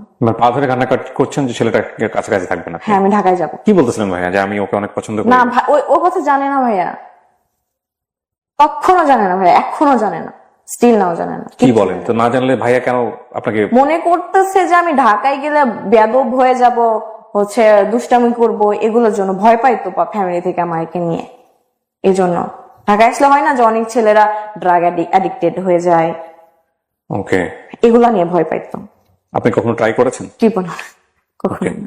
তো এত ভয় কেন পাবেন যেখানে ভাই ঢাকাতে আছে? আপনাকে ইনসিডেন্ট হয়ে গেছে আমার লাইফে। আপনার ভাই ম্যারিড ছিল ওই সময়? না না না ভাইয়া, তো ভাইয়ের সঙ্গে আপনি থাকতে পারতেন। ভাইয়া তো হচ্ছে উত্তরাতে থাকতো, উত্তরা থেকে ফার্মগেট তো অনেক দূর হইতো। বাট আপনি ফার্মগেটেই থাকতে চাচ্ছেন এরকম কথা বলেছেন? হ্যাঁ, কারণ ফার্মগেট আমার হচ্ছে কোচিং, এটা তো ম্যানেজ করা যেত সামহাও। জানি না আমি এত কেন ক্রেজি হলো বিষয়টা নিয়ে, যেহেতু জানে না সে ছেলেটা সম্পর্কে। তারপর ভাইয়া জাস্ট বললো যে আমি তোমাকে ঢাকায় নিব না। আসার সময় বললো আমার একটা বিড়াল ছিল, আমি অনেক শখ করে কিনছিলাম, আমি টাকা জমাই 25,000 টাকা দিয়ে বিড়ালটা কিনছিলাম। ভাইয়া বলে যে ওই 25,000 টাকা দিয়ে আপনি একটা বিড়াল কিনছেন? কত ঘুরে বেড়ায় আশেপাশে? পার্সিয়ান ক্যাট ছিল। ওকে। তো বলতেছে এই বিড়ালটা তুমি সেল দিবা। আমি ওকে 6 মাস নিজের কোলের মধ্যে নিয়ে ঘুমাইছি। তো না হইলে হচ্ছে তোমার ঢাকা যাওয়ার সম্ভাবনা নাই। তো কারণ ছিল, রিজন ছিল, বিহাইন্ড দ্য রিজন হইতেছে যে আমি ঢাকায় যাওয়া আসি করছি, এগুলোর জন্য আমার হিউজ পরিমাণ টাকা ধার হয়ে গেছিল। হিউজ অ্যামাউন্টটা বলতেছে না। তো এটার জন্য ভাই রেগে গেছে, এটার জন্য মূলত রেগে গেছে। ধার করতেন কার কাছ থেকে? আমার ফ্রেন্ড হচ্ছে যে আমার সাথে আসতো, ও দিত? ও দিত। তো ওর কোনো গার্লফ্রেন্ড ছিল না? ও আপনাকে পছন্দ করতো? না না না, এই টাইপের কিছু না, আমাদের মধ্যে অনেক ভালো ফ্রেন্ডশিপ। প্রচন্ড কষ্ট, 6 মাস একটা প্রাণীকে কোলের মধ্যে নিয়ে। তো 1 তারিখে আমার বার্থডে ছিল, তো আমি রাত 12টার সময় ফোন নিয়ে বসেছিলাম যে আমার বয়ফ্রেন্ড আমাকে উইশ করবে। তো 12টা বাজছে জাস্ট, তখনই একটা আননোন নাম্বার থেকে কল আসছে। আমি ভাবছি সে অন্য নাম্বার থেকে কল দিছে। কল পিক করে আমি দেখি যে অনেক একটা ছেলের কণ্ঠ। 10 সেকেন্ড কথা বলছি আমি বলতেছি তুই রাখ, আমার একটা ফ্রেন্ড, তুই রাখ, আমি তোর পরে কল দিচ্ছি। এই 10 সেকেন্ডের মধ্যে আমার ফোন ওয়েটিং এ পাইছে। ও হ্যাঁ, আমার বয়ফ্রেন্ড। তো ওর কথা হচ্ছে, ওর প্ল্যান ছিল যে ও 1 তারিখে যাবে আমার সারপ্রাইজ দেওয়ার জন্য। তো সে আমাকে ফোন দিয়ে র্যান্ডমলি শুভ জন্মদিন, হচ্ছে দিন ভালো কাটাও, এরকম টাইপের উইশ করে রেখে দিল। বুঝলাম না কেন এটা হলো, আমি তো জানিও না ওয়েটিং এ পাওয়ার পর এরকম সিচুয়েশন হয়েছে। তো দেখি আমার সবখান থেকে ব্লক করলো। 10 সেকেন্ড কেন ওয়েটিং এ পাইছে? আমি আমার গার্লফ্রেন্ডকে আমি ফার্স্টে উইশ করব, অন্য আমি ওয়েটিং এ পাবো কেন? এই তার কনসেপ্টটা ছিল এরকম। আমি তো ওই দিন বের হবো না, সে আমাকে ব্লক করছে, জাস্ট তার গিফট করা, আমি ইচ্ছা করে পরে আসছি। ও তো ঢাকা যাওয়ার পর হচ্ছে তার সাথে যোগাযোগ করি ফ্রেন্ডের মাধ্যমে। সংসদ ভবন হয় হচ্ছে আপনার ফার্ম গেটের এলাকায়, তো আমি বলি ওখানে দেখা করেন। সে আমার ওখানে আসলো, আসার পরে বলে যে আমি তোমার সাথে কন্ট্যাক্ট কন্টিনিউ রাখতে পারবো না। সে স্কোপ পাইলে আমার সাথে কন্ট্যাক্ট অফ করার ট্রাই করতো। তো ওখানে আমি কান্না করে দিছি, মারাত্মক লেভেলের কান্না। তো আমার কান্না দেখে তার একটু খারাপ লাগছে, বুঝাইলো ঠিক আছে কন্ট্যাক্ট অফ করা লাগবে না, যেমন আছে অমন থাকি। আচ্ছা ঠিক আছে। আমি জানুয়ারি মাস ফেব্রুয়ারি মাস পুরোটা ঠিক ছিল, আমি ধুমসে পড়ছি জানুয়ারি ফেব্রুয়ারিতে, 3টা 4টা অব্দি পড়তাম ভোর, যে আমার চান্স পাওয়া লাগবে ইউনিভার্সিটিতে। কারণ আম্মুকে আমি এটা কথা দিয়ে আসছি, আম্মুকে সারা জীবন অনেক পেইন দিছে। তো আমি হুট করে অসুস্থ হয়ে যাই মার্চে, আবার আমার ওই প্রবলেমটা দেখা দেয়, আমি আবার হ্যাঁ সেন্সলেস হয়ে যেতাম। তো এটার প্রেশারটা যাইতেছিল একটু তার উপর, যে আমি একটুতে রেগে যে তার উপর হচ্ছে একটু চিল্লাইতাম যে এখনই দেখা করেন। তারও কিন্তু অ্যাডমিশন, সে বলতো আমি তোমার সাথে দেখা করতে পারবো। তখন তো আপনি ঢাকাতেই? হ্যাঁ, তাও বলতো আমি দেখা করতে পারবো না। কোথায় থাকেন আপনি তখন? আমি ফার্ম গেট থাকি। ফার্ম গেট থাকেন কোথায়, কারো বাসায় না, হোস্টেলে। হোস্টেলে থাকেন? সপ্তাহে 3 দিন কোচিং থাকতো, 3 দিন দেখা করতো, এমনিতেই আলাদাভাবে দেখা করতো না। আমিও বুঝতাম তার পড়াশোনা আছে, তো আমি এরকম অসুস্থ হয়ে যাওয়ার পর আমি আর পড়াশোনাটা কন্টিনিউ করতে পারি না। তো আমার এগুলো পাগলামো দেখে আমি সেন্সলেস হয়ে যাই। তো আমাকে বাসায় পাঠাই দিল যে তুমি বাসায় যাও, কয়েকদিন থেকে আসো, ভাল লাগবে। তো গেলাম বাসায়, থাকলাম, আমাদের ঝগড়া হইতো। সে স্কোপ পাইলে আমার সাথে কন্টাক্ট অফ করার কথা বলতো, আর আমি পাগল হয়ে যাইতাম। হাজবেন্ডের সাথে যখন আমি ছিলাম, বিয়ের পরে যে সম্পর্কটা হয় একজন হাজবেন্ড ওয়াইফের মধ্যে, সেটা আমি তার কাছ থেকে হাইড করছিলাম। আচ্ছা, এবং সে সেটা বিশ্বাস করেছিল? হ্যাঁ। তো সিচুয়েশনে তাকে জানানোর প্রয়োজন হলো কেন? সে আমি জানাইছি ইচ্ছা করে যে কতদিন আর হাইট রাখবো। ওকে। তো হচ্ছে সে কান্না করতেছিল, এটা নিতে পারে নাই। তো বলতেছে আমি এটা সহ্য করতে পারতেছি না, আমি তোমার সাথে সম্পর্ক রাখবো না। ওকে, মানে সে বিয়ে মানতে পারে কিন্তু ওই ধরনের সম্পর্ক মানতে পারতেছে না। তো সে খুব বাজেভাবে ভেঙে গেছিল ভাইয়া, খুব বাজেভাবে। আমি তার চোখের দিকে তাকাইতে পারতেছিলাম, চোখের এই কোনা পানি আসতো, শুধু পানি পড়তো না, চোখের পানি আটকা যাইতো। তো আমি তাকে দেখে আমি ভাই এই ছেলে আমাকে ভালোই বাসে না, আবার আমার জন্য এত পেইন খাইতেছে, আমি মানতে পারতেছিলাম না যে সিচুয়েশনটা কি অ্যাকচুয়ালি। কোনোভাবে ম্যানেজ করলাম। আমার একটা ভাইয়া ছিল, আমার কাজিনের বয়ফ্রেন্ড। ভাইয়াটা আমাদের থেকে 3-4 বছরের সিনিয়র। ওই ভাইয়াটা আমাকে জাস্ট বলছে যে এই মানুষটাকে ফিরাই আনছো, বাট আরেকবার যদি কোনো কারণে ভাঙো, এই মানুষটা আর ফিরবে না তোমার কাছে। মানে এই মানুষটা যার ফিরবে না, সেটা বয়ফ্রেন্ড সম্পর্কে সে জানলো কিভাবে এটা তার সম্পর্কে? সবাই জানতো, আমার কাজিন, আর আমার কাজিন জানতো, তো আমার কাজিন তাকে বলছে। মানে এটা তার জায়গা থেকে একটা পরামর্শ দিছে? হ্যাঁ, পরামর্শ দিছে, মানে আপনার বয়ফ্রেন্ড সম্পর্কে যেহেতু একটা ধাক্কা পাইছে, আরেকটা ধাক্কা যদি পায় কখনো, সে আর কখনো ফিরবে না। ওকে। তো তারপরে সবকিছু ভালোই যাইতেছিল। এইচএসসি এক্সামে রেজাল্ট হয়, প্লাস আসবে না, বাট এটা ভেবে নিছিলাম যে একটু পয়েন্ট ভালো আসবে। তো আনফরচুনেটলি আমার পয়েন্ট একটু খারাপ আসে। তো আমি ভাবছি সে আমার সাথে দেখা করতে আসবে। আমাকে একটা জিনিস একটু বলেন তো, আপনার লাইফে যদি দুটো সম্পর্ক না থাকতো, আপনার এসএসসি এবং ইন্টার রেজাল্ট কি এরকম হতো? এবার কন্টিনিউ করেন। তো আমার এগুলো খেয়াল করবেন সবাই আপনারা। তো আমার 4.42 আসে, তারই প্লাস আসে। সে আমাকে বলে নাই তারই প্লাস আসে যে আমি কষ্ট পাবো যে আমার আসে নাই। তো আমাকে বললো আমি একটু বের হচ্ছি, ফ্রেন্ডের সাথে দেখা করতে যাবো। আমি ভাবছি আমার সাথে দেখা করতে আসবে, আমি তো এক্সাইটমেন্ট যে আসবে দেখা করতে। পরে দেখি সে তার একটা মেয়ে ফ্রেন্ডের সাথে দেখা করতে গেছে। পরের দিকে সে প্রচন্ড লেভেলের ইগনোর করতো। আচ্ছা, মানে এক্সেস লেভেলের কথা বলতো, দিনে 2 মিনিট বা 3 মিনিট, 5 মিনিটও কমপ্লিট না, মানে দেখা করতেই চাইতো না। বিহারের মতো নিজেই ফোন দিতাম, ব্লক করতো, আনব্লক করতাম। লাস্ট রোজার ঈদে এটা বাসায় গেছি, সে আমার সাথে থাকবে না। তো সে আমার সাথে মজা করে বলতো যে আমি 4টা বিয়ে করবো। তো তাকে এরকম করে বলছি যে আপনি 4টা বিয়ে করবেন না, 4টা বিয়ে করলে তো একটা চাকর লাগবে, ওই চাকর হিসেবে আমার রাইখা দিয়ান। তো এভাবে বলছে আমি গায়ে নাই নাই। আমার কাজিন, আমার ফ্রেন্ডরা বলতো যে ও থাকতে চাইতেছে না তোর সাথে, তুই কেন জোর করতেছস? আমি বিশ্বাস করি যে মানুষ যেটা চেষ্টা করে ওইটাই পায়।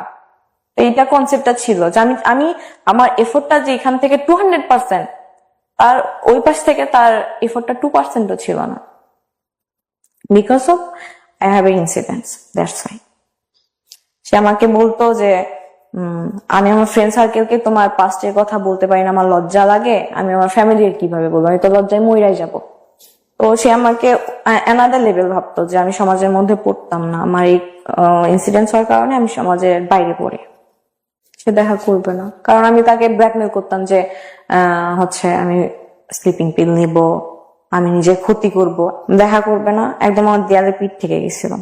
আমি হচ্ছে ডিসাইড করি যে আমি গলায় বা স্লিপিং নেব, এটা কোনোভাবে সে জেনে যায়। আমি ফেসবুক লাইভে আসছিলাম। Are you crazy? Yes. You are. Facebook লাইভে আসছিলেন আপনি? আমি নিতে পারতেছিলাম না পেইনটা লাস্ট 1 বছর ধরে। ওকে আপনাকে ব্লক করে দিয়েছিল সমস্ত জায়গা হ্যাঁ, থেকে? সব জায়গা থেকে মানে আপনি ওর সাথে কমিউনিকেট করতে পারছেন? কমিউনিকেট করতে পারতেছিলাম না। তো মনে হচ্ছে লাইভ আসলে ও দেখবে। লাইভে আসলে দেখবে বা কোনো কিভাবে ভাবে দেখবে? আপনাকে তো ফেসবুকে ব্লক করেছে। তার ফ্রেন্ড সার্কেল আছে না আমার সাথে অ্যাড। তবে ফ্রেন্ড সার্কেলকে ইনবক্স করতেন, ট্রাই করতেন, কিন্তু লাইভ আসার সিদ্ধান্ত কেন নিলেন? আমি ইনবক্স করে দেখছি ভাইয়া, সবাই বলে যে ও তোমারে চায় না, তুমি কেন তার পিছনে পাগল। সো লাইভে এসে কি চাচ্ছিলেন? যে স্ক্যান্ডাল হোক একটা? না, আমি এটা চাচ্ছিলাম না। আমি জাস্ট আমি যে পেইনটার মধ্যে আছি, আমার মধ্যে আছি, আমি আমার do you have that live still? No. কি করছেন আপনি লাইভে এসে? আমি বলছি যে আমি এই পেইনের মধ্যে আছি, একটা ছেলে ওকে সম্বোধন করেই বলছেন? নাম উল্লেখ করে নাই। কি করছেন একটু বলেন তো, জাস্ট লাইভে গিয়ে আপনার কি মনে আছে? ওকে, আমি বলছি যে আমি একটা ছেলের সাথে লাস্ট 1 বছর ধরে রিলেশনশিপে আছি, সে আমাকে ধরতেছে ছাড়তেছে, ধরতেছে ছাড়তেছে, এরকম অবস্থা। আমি পেইন নিতে পারতেছি না কোনোভাবেই। আমি পাগলের মধ্যে তাকে ভালোবাসি, সে বুঝে না। তো আমি এই স্টেপ নিতে বাধ্য হচ্ছি, তার কোনো দোষ নাই। আমি তাকে কেন, আমি কাউকে ব্লেম দিতেছি না। এইরকম ছোট একটা লাইফ করে আমি অফ চাই। সে আমার দরজায় এসে ধাক্কায়, বাসা দৌড়াতে দৌড়াতে আসছে 10 নম্বর থেকে। মিরপুর 10 থেকে? হ্যাঁ। আপনি তখন মেসে থাকেন? না, বাসায়। কার আমি বাসায়? তার জন্যই কার বাসায় থাকেন? আমার বাসায়, আমি বাসা নিচ্ছি। আলাদা করে বাসা নিয়েছিলেন? তো আমি তার জন্যই অ্যাকচুয়ালি আশেপাশে বাসা নেই মিরপুরে এই আসি। গল্পটা শুনে আমি জানি এতক্ষণে আপনারা ওকে জাজ করা শুরু করেছেন, যদিও আমি কথাটা বলছি তারপরেও যেটা কমে যাবে বিষয়টা এরকম না। আমি জানি যে আমি প্রথমে যে ওকে যে প্রশ্নটা দিয়ে করেছি আমি সেটা জানি এটা হবে। অনেকে ওকে ট্রল করবেন, অনেকে ওকে বাজে মন্তব্য করবেন, অনেকেই গালিগালাজ করবেন, অনেকেই অনেক ধরনের মন্তব্য এখানে করবেন, সেটা আমি জানি। তারপর আমি বলাটা নৈতিক দায়িত্ব, এই জন্যই বলছি ওকে জাজ করেন না। ও যেটা ফেস করেছে লাইফে সেটা থেকে একটা মোরাল লেসন আজকে অনেক মানুষকে বলবে, যেটা হয়তো ওর মতো যারা আছে, ওর বয়স রাইট নাও 20, অনেক মেয়ে হয়তো ওর গল্পটা শুনে ওর মতো ভুল থেকে বেঁচে যাবে আজকে। সো ওকে জাজ করেন না। ওকে জাজ করার আগে সবাই নিজের দিকে একটু আঙ্গুলটা তুলেন। আপনারা আপনাদের, বা ইনক্লুডিং মি, আমরা আমাদের জীবনে কতটা ভুল করি। সো গল্পটা প্রচারের উদ্দেশ্য এটাই যে ও যে ইনসিডেন্টের কথা এখানে বলছে, সেই ইনসিডেন্টটা ইদানিং আমাদের সমাজে অনেক বেশি অহরহ হচ্ছে। কেউ হয়তো বলে, কেউ হয়তো বলে না, কিন্তু আমরা চাই না যে কারো জীবনে এই ঘটনাগুলো ঘটুক। সে কারণেই মূলত আমরা এই গল্পটা প্রচার করছি বা শিখবো, কিন্তু কোনোভাবে ওকে আমরা জাজ করব না। তো আপনি আলাদা একটা বাসা নিয়েছেন, এই বাসা আপনি একা থাকতেন, সাবলেটে থাকতেন, ও আসতো এই বাসায়? আচ্ছা, তো ও জানতো আপনি এই বাসায় আছেন? হ্যাঁ হ্যাঁ, বাসা নিচে আসতো মাঝে মধ্যে, আমার পিক করে ঘুরতে যাইতাম। Okay fine. সো এসে দরজায় নক করে ডিরেক্টলি নিচের দারোয়ানকে নক করছে, যে 5 তলায় থাকে, জানতো আমি 5 তলায় থাকি, নিয়ে উপরে উঠছে। তো দরজা লক করার অনেক ধাক্কাধাক্কি করতেছিল। আমি স্টিল তখন ঠিক ছিলাম, আমি বাধ্য হয়ে দরজা খুলতে বাধ্য হয়েছি। সে আমাকে ধুইকে ঠাস করে, যত জোরে শক্তি ছিল আমার মারে। তারপর আমি সেদিন তার চোখে মুখে ভয় দেখতে পাইছি। খুব স্বাভাবিক এটা। এবং আপনি কি এর আগ পর্যন্ত জানতেন যে ভয় দিয়ে কখনো ভালোবাসা হয় না? না, আমি এটা অনেক কিছু শেখার আছে আজকের এই গল্পে। Please listen this story very carefully. হ্যাঁ, আমার এটা উদ্দেশ্য ছিল যেভাবে হোক তাকে আমি পাইতে হবে, এরকম একটা উদ্দেশ্য ছিল। তো সে হচ্ছে হাঁপাইতেছে লিটারালি, আসার পরে আপনি সাবলেটে থাকতেন না, লোকজনগুলো কোথায় ছিল যখন আপু চাপাটাপি হচ্ছে? হচ্ছে আমি যে আপুর কাছে সাবলেটে থাকি, ওই আপু জব করে, তো বাসায় ছিল না। সকালে যাইতো, রাত 10টার পর আসতো, বা অনেক সময় আসতো, যায় বাসায় আসতো না। আমার মাথা ঘুরতেছিল, যত জোরে শক্তি ছিল দিছে, এটা বাড়ির মালিক অব্দি চলে গেল। ওইখানে চিল্লাচিল্লি হচ্ছিল, হ্যাঁ, তারা যখন দরজা ধাক্কা ছিল, উপরে ফ্ল্যাটে, নিচে ফ্ল্যাটে লোকজন জমা হয়েছিল। মানে সামথিং ইজ হ্যাপেনিং দেয়ার। হ্যাঁ, তো ওখানে একটা হ্যাসেল হয়। হ্যাসেল হওয়ার কারণে পরে সিদ্ধান্ত নেয় যে আমাকে বাসায় রাখবে না, কারণ বাসা থেকে বের করে দিবে। হ্যাঁ, আমার যদি কিছু হয়ে যায় ব্লেমটা মালিকের কাছে, বা ডেফিনেটলি, হ্যাঁ, ডেফিনেটলি। তো আমি কোনোভাবে ম্যানেজ করি। এগুলো কি বুঝতেছিলেন আপনি লাইফটা করার আগে, নাকি বুঝতেছিলেন না, নাকি মাথায় আমি আসতেছিল না? আউট অফ কন্ট্রোল ছিলাম। আমি বললাম না, ছোটবেলা থেকে একটা সমস্যা আছে, আমি রাগ উঠলে কখন কি করি না করি আমার এটা আমি সেন্সে থাকি না। তো তারপরে যাই হোক, তাকে আমি বাসায় পাঠাই দিলাম, যে সে এখানে থাকলে সে প্রবলেম ফেস করবে। তাকে যেমনি হোক রাত 8টার সময় বাসায় পাঠাই দিলাম। তো তারপর হচ্ছে আমি বাসায় ম্যানেজ করলাম, মালিকের সাথে বাড়িওয়ালা হলে তো ডেফিনেটলি তাকে পুলিশকে ইনফর্ম করার কথা, যদি সচেতন বাড়িওয়ালা হয়। করার কথা ছিল। মানে আমি যদি হতাম, আমি ডেফিনেটলি 999 কল দিয়ে বলতাম সামথিং ইজ হ্যাপেনিং হিয়ার, যেটা আমার বিয়ন্ড কন্ট্রোল। উনি কি করলেন? আর ডেফিনেটলি আপনাকে তখন বেরো করে দিতে পারবেন, কারণ আপনি তখন কার কাছে যাবেন? আইদার আপনার প্যারেন্টসকে কল করতে হবে অথবা পুলিশকে কল হ্যাঁ, করতে হবে। বাসায় কল করছে যে আপনার মেয়েকে হচ্ছে নিয়ে যান। আচ্ছা, নিয়ে যাওয়ার দরকার নাই, আজকেও বাসায় যাক, ফার্নিচার গুলো এখানে থাক, পরে এসে আপনি ফার্নিচার গুলো নিয়ে যান। আমি বাড়িওয়ালার আন্টি ছিল, অনেক ভালো ছিল, লিটারালি আমাকে দিয়ে কান্না করে দিচ্ছে যে তুমি তো আমার মেয়ের বয়সে, তুমি এত বড় ভুল কেন করবা, স্টেপ কেন নেবা? তো আন্টিকে আমি বুঝাইলাম, সরি বললাম, ওইদিকে ম্যানেজ হয়ে গেল। তো আমি আমার যে সাবজেক্টে থাকে ওই আপু, তখন লাইফটার কি অবস্থা চলতেছে? না, ওটা সাথে সাথে সে এসে আমার ফোন নিয়ে ডিলিট করে দিচ্ছে। তার মাথায় এটা ছিল লাইভটা থাকা যাবে না ফোনে, তো ডিলিট করার পর ওটা ছিল না। 20 জন কি 25 জনের মতো দেখছে, বেশি দেখে নাই। এটা তো আসলে থাকলে ভাইরাল হয়ে যেত। হ্যাঁ, ভাইরাল হয়ে যাইতো, আই নো। তো তারপর হচ্ছে আমি 9:30টার সময় তার বাসার নিচে যে কল দিই, ফোন অফ করে রাখছে। তো নিচে থেকে আমি একটা খেলতেছিল বাচ্চা বলতে 6-7 পরে, আমি বললাম যে হচ্ছে 5th ফ্লোরে যে বাসা নাম্বারটা আমার জানা আছে, ওখানে যে কলিং বেল দিবা, বলবা যে নামে কে নিচে ডাকতেছে। 5 মিনিট পর আসলো, আমি পাঠাই দিচ্ছি। বলতেছে তুমি আমার বাসায় লোক পাঠাইছো কেন? আমি বলছি আপনি ফোন অফ রাখছেন কেন? আমি তো যাইতে পারতেছি না, কারণ আপনার বাসায় হচ্ছে ফ্যামিলি আছে, এই জন্য তো আমি যাইতে পারতেছি না। তো তখন আমাকে বলে আমার ভাইয়া বাইক অ্যাক্সিডেন্ট করছে, মিথ্যা কথা বলে। বাইক অ্যাক্সিডেন্ট করছে, আমার বাসায় থাকা লাগবে। ওর বাসা কি জেনে গেছে 10 দিনে যে আপনার সঙ্গে সম্পর্ক আছে? না, কালকে নিয়ে তোমাকে পুরো ঢাকা শহর ঘুরবো, সিম্প্যাথি দিয়ে সুন্দর করে বুঝাই, আমি বাসায় চলে যাই, সে বাসায় চলে যায়। রাতে আর কল দেয় না, বলে ভাই অ্যাক্সিডেন্ট করছে, আমার ভাইয়ের কাছে থাকা লাগতেছে, আমি আজকে তোমার কল দিব না, কালকে সকালে কল দিব।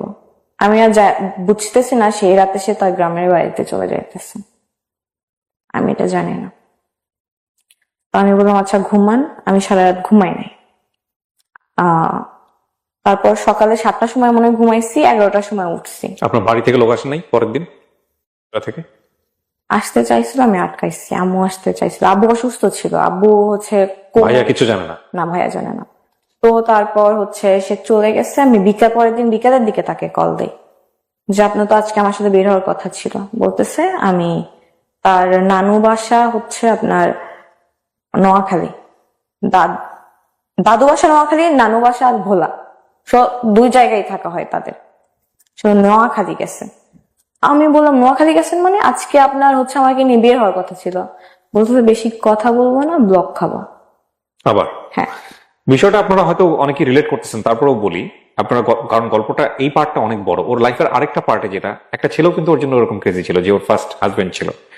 হ্যাঁ, ফার্স্ট হাজবেন্ড মানে কি, হাজবেন্ডই ছিল আলটিমেটলি। পরে তার হাজবেন্ড কেউ হয়েছে কিনা আমি জানি না এখন পর্যন্ত। তো এরপরে যে রিভার্সটা করছে, ও ক্রেজি হয়েছে কারোর জন্য, এটা একটু খেয়াল করেন। মানে ওর লাইফে ওর জন্য কেউ ক্রেজি ছিল এই লেভেলের একটা সময়, এবং সেটা সে বুঝে ওর দিকে যে কোনো ভাবেই হোক ডিভিশন দিয়ে ওকে অ্যাচিভ করার চেষ্টা করতেছে। তো তারপর হচ্ছে ব্লক খাওয়া। তো বলতেছে আমি এখন সামনে আমার গুচ্ছ এক্সাম, আমি একটু ঘুমাইতে আসছি এখানে, তুমি আমাকে ঘুমাইতে দাও না। এদিকে আমি কতদিন কত রাত ঘুমাই নাই, তার তো কোনো আইডিয়া নাই।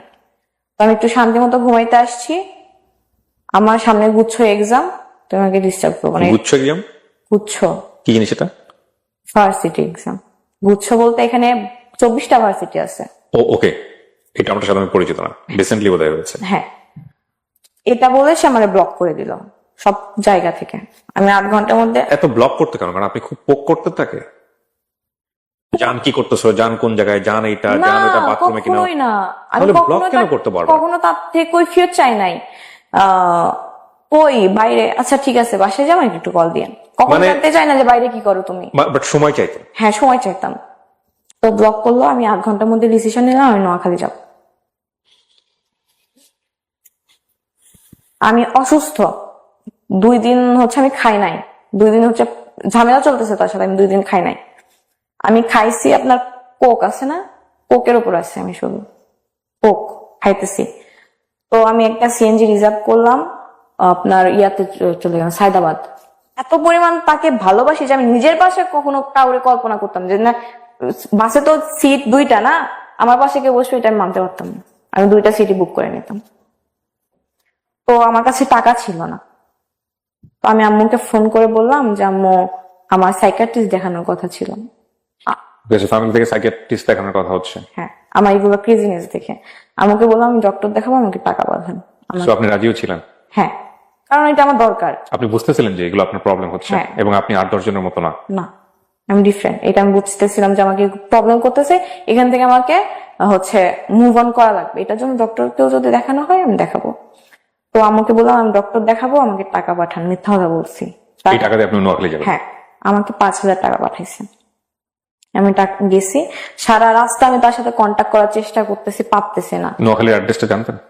জানি না কোথায় থাকে, আমি শুধু জানি নোয়াখালী সদরের আশেপাশে থাকে। আমি ওখানে গিয়ে সদর- কি করবেন? মাইকিং করবেন?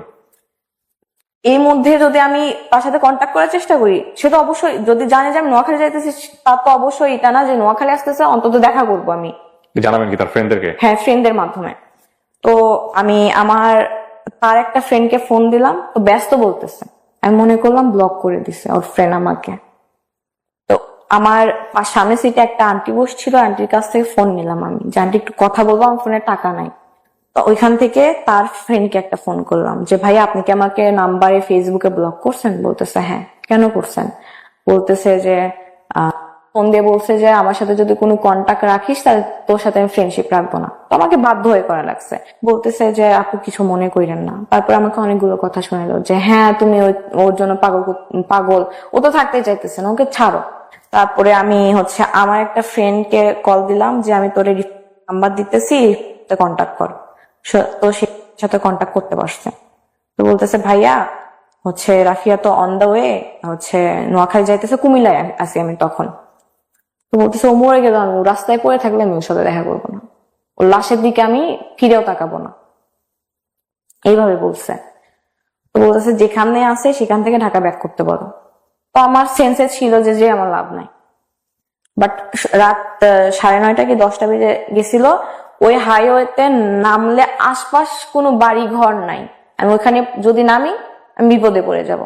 আমি চেষ্টা করতেছিলাম যে আমি ঢাকার দিকে ব্যাক করার, তো পারতেছিলাম না। তো তারপরে হেল্পার কন্ট্রাক্টর ছিল বাসে, বললাম যে আমাকে একটু হচ্ছে কোনো বাস স্ট্যান্ডে নামাই দিয়েন, বা যেখান থেকে আমি ঢাকাতে ব্যাক করতে পারবো। রাত বাজে তখন 11:30।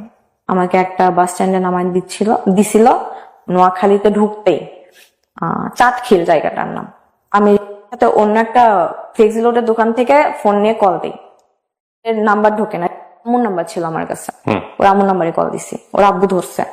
আমি পরিচয় দিছি আমি তার ফ্রেন্ড, আমি নোয়াখালী আসছি একটা কাজে, ফোন পাচ্ছি না, ওকে দিছে। তারপর বলতেছি আমি তোর আম্মুরে কল দিতেছি, সেটা বললাম। আমার আম্মুরে কল দিয়ে যাতা বলছে, মাকে ফোন দিয়ে যাতা বলছে। তো তারপর আমি বলতেছি আপনি যা ইচ্ছা করেন আমারে কল দেন, এখন আমার নাম্বার যেহেতু আপনি ব্লক করছেন আমি আপনাকে কল দিতে পারতেছি না। আমি এখন রাগ বাদ দেন, আমি একটা মেয়ে হয়ে আপনার কাছে হেল্প চাইতেছি, আমি একটা মেয়ে হয়ে আপনার কাছে সাহায্য চাইতেছি। রাত 12টা বাজে, এখানে আশপাশ সব দোকান বন্ধ, আপনি আমাকে হেল্প করেন। ওকে। বলতেছে তুই মর, আমি তোর লাশও দেখতে যাব না। কানাকাটি করছে আশপাশ, ফোনে এগুলা বলতেছে? হ্যাঁ, আশপাশ হচ্ছে। It's very dangerous. কেন বলি আপনাকে, এখানে অনেকগুলো ইস্যু আছে। ওই যে বললো না যে মারা যাবা সামথিং লাইক দিস, এই যে ফোনটা কথা বলছে, ওর ফোন থেকে যাওয়ার ফোন গেছে, এটা কি আপনার ফোন থেকে ছিল? হুম। আপনার ফোন থেকে ওর সাথে কথা বলতেছিলেন তখন নাকি অন্য কারো? অন্য কারো ফোন থেকে। মানে এটা যদি কখনো নিজের ফোন থেকে বলে বা ওর ফোনে যার আছে সেটা যদি ট্র্যাক আউট করা যায়, তাহলে এটা মানে কি সম্পর্ক, কেন মেয়েটা মারা গেছে বা কি হয়েছে যদি যায়, এটা বের করা কোনো ব্যাপারই না বাংলাদেশ পুলিশের জন্য। তো এই যে ফোনে আমরা এই জাতীয় কথাবার্তা গুলো বলি, 100 বার চিন্তা করা উচিত। তারপর সে তখন ফোন কাটলো, একটা সিনজালা সে বলতেছে আপু কোথায় যাবেন? আমি বলতেছি ভাইয়া আশেপাশে কি কোনো আবাসিক হোটেল আছে বা হচ্ছে 5 স্টার বা 4 স্টার হোটেল আছে, আমি একটু থাকবো, আমি কাজে আসছিলাম, আমি ফেসে গেছি এখানে। তো সিনজালাটা বয়স্ক ছিল, আঙ্কেল টাইপের, প্রায় 10 কিলো আমাকে নিয়ে গেছে, কোনো আলো নাই, অন্ধকার, ইচ্ছা করলে কিন্তু আমার ক্ষতি করতে পারতো। আমি এদিকে দোয়া পড়তেছি যেন মানে কোনো বিপদে না পড়ি। সে আমাকে একটা হোটেলের নিচে নামাই দিল, চাইনিজ হোটেল ছিল মনে হয়। তো তখন কল দেয় আমার নম্বরে, কল দিয়ে বলে আমি তোর নামে জিডি করবো থানায় কালকে, তুই যে আমাকে থ্রেট দিতেছস, জিডি করবো। ঠিক আছে, যা ইচ্ছা করেন। তো তারপরে আবার কল দিয়ে বলতেছে যে আমি হচ্ছে, তখন আমি হোটেলে ঢুকবো মাত্র তখন কল দিছে। তো বলতেছে আমি একটা হচ্ছে পুলিশ আঙ্কেলকে পাঠাইতেছি, কোথায় আছো অ্যাড্রেস দাও, তুমি বাইরে আসো, কেউ যদি তোমাকে আমি কিছু করতে পারবো না এখানে। আমি বলছি এটা মাথায় আছে আপনার? 12:30 পৌনে 1টা বাজে এখন।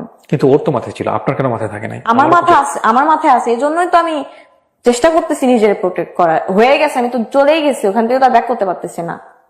আমার প্রশ্নটা হচ্ছে যে এরকম একটা ঘটনা তো আপনার নোয়াখালীতে যাওয়ার আগে চিন্তা করার কথা। হ্যাঁ, তখন সেটা মাথায় ছিল না। তারপর 999 কল দিছে সম্ভবত, আমি অ্যাড্রেস দিছি, পুলিশ আসছে, আসে আমার থানায় নিয়ে গেছে। থানায় ঢুকছি 1:30টার সময়, তার মধ্যে আমার তার বড় ভাইয়ের সাথে কন্টাক্ট হয়েছে। থানায় গিয়ে আপনাকে কি প্রশ্ন করলো?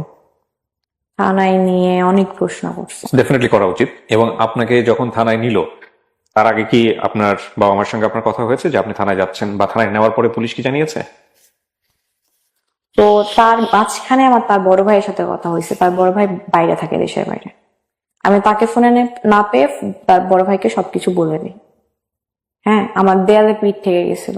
কি বলবেন আপনি? অপরাধ তো তার না, আপনার কথা অনুসারে যদি আমরা যাই। হ্যাঁ, কারণ সে তো তার দিক থেকে ক্লিয়ার, দোষটা আমার, আমি বলতেছি। তো তার বড় ভাই আমাকে বলতো যে আগে তুমি থানা থেকে বের হয়ে ঢাকায় যাও, তারপর এই বিষয় নিয়ে কথা হবে। আগে তোমার মেইন পয়েন্ট হইতেছে যে তুমি সেফলি আগে থানায় যাও, সেফলি আগে তুমি ঢাকায় পৌঁছাও। ভাইয়াটা খুব ভালো ছিল, ওর বড় ভাইয়া সুন্দর করে কথা বলছে। থানায় গেছি, আমাকে থানার হচ্ছে ওসি সুন্দর ব্যবহার করে বলতেছে আপনি আমাদের থানার গেস্ট, হ্যাঁ আপনি এখানে থাকেন। আমার হচ্ছে একটা ছবি ভিডিও ক্লিপ করে যে কেন আসছিলাম, আমি ফ্র্যাঙ্কলি বলছি যে আমি একটা কাজে আসছিলাম, বিপদে পড়ে 999 কল দিছি, শেষ। তো তারপর আমাকে একটা ঘরের মধ্যে আটকায় রাখা হলো, এমন ভাবে আমাকে ওইখানকার মহিলা পুলিশরা ট্রিট করলো যে আমি একটা কেসের আসামি। আমি ওই দিন ভাইয়া বিশ্বাস করে আমি দুনিয়া চিনছি, ওই 18 ঘন্টা আমি থানায় ছিলাম, আমি দুনিয়া চিনছি, সে আমায় চিনাই দিছে। আমি যে থানায় ছিলাম একটাবার কল দেয় না আমারে যে তুমি কি সিচুয়েশনে আসো। আমাকে লিটারেলি ফোর্স করা হইতেছে যে ওই ছেলের নামে মামলা করো, ফ্যামিলির নামে জিডি করো। ওইখানে একটা আঙ্কেল ছিল, যখন শুনছি ও থেকে আসছে তখন আমার কাছে গেছে, বলতেছে ওই ছেলের নাম্বার দাও আমাকে, ও ছেলে কি করা লাগতেছে আমি করবো। আমি বললাম না, আমি তার কোনো ক্ষতি চাই না। একটা বারো কল দেয় নাই, হারাই গেছে সে। তারপর আমি অনেকবার ট্রাই করছি, তাকে আমি কোনোভাবে ফোনে পাই না। তার আম্মু নাম্বারে কল দিছি, ফোনে পাই নাই। তার ভাইয়াকে লাস্ট অব্দি কল দিছি সকালবেলা, ভাইয়াকে বলছি, এটা বলা সাহস পাই না যে ভাই আমি এর সাথে কথা বলবো, বড় অনেক সিনিয়র, প্রাউডলি বলছে যে আমি তাকে বেস্ট সলিউশন দিছি, থানা হচ্ছে সেভ করছি। বাট ওই 17 ঘন্টা যে আমি কি ফেস করছি শুধু আমি জানি। আমাকে কয়েদের খাবার দেওয়া হয়েছে যেগুলো থানার জেলে বসে খায়, আমি আমি ছুঁয়ে দেখি নাই। আমার 14 গোষ্ঠী এগেও কখনো থানা ফেস করে নাই। ওখানে লিটারালি আমার উপর ফোর্স করা হয়েছে যে জিডি করেন, জিডি করেন, জিডি করেন। আপনার হচ্ছে আমি হাত ধুবো, আমাকে হচ্ছে কলা দিছে, কেক দিছে। তো কলাটা পচা টাইপের ছিল, আমি খাইছি, তারপর জীবনে খাই নাই। আমি কখনো নিজে হাতে ভাত খাই না, বাসায় গেলে আম্মু খাওয়াই দেয়। তো আমার হাত মেখে গেছে। আমি বললাম যে, একটা মহিলা কনস্টেবল ছিল, আমি বললাম যে দরজাটা খুলেন, আমি তো হাত ধুবো। বলতেছে আপনার কয়টা চাকর আছে, আপনি বারবার দরজা খুলবে আবার লাগাই দিবে। আমি ওই দিন আমি দুনিয়া চিনছি। তারপরে আমার মনের মধ্যে এটা আসছে যে আমি তার দিকে আর ফিরে তাকাবো না, এখান থেকে বের হই আমি শুধু। তো থানাতে বলতেছিল যে ফ্যামিলি মেম্বার না আসলে আপনাদের ছাড়বো না। আব্বু অসুস্থ, এদিকে আম্মু তো কিছুই জানে না।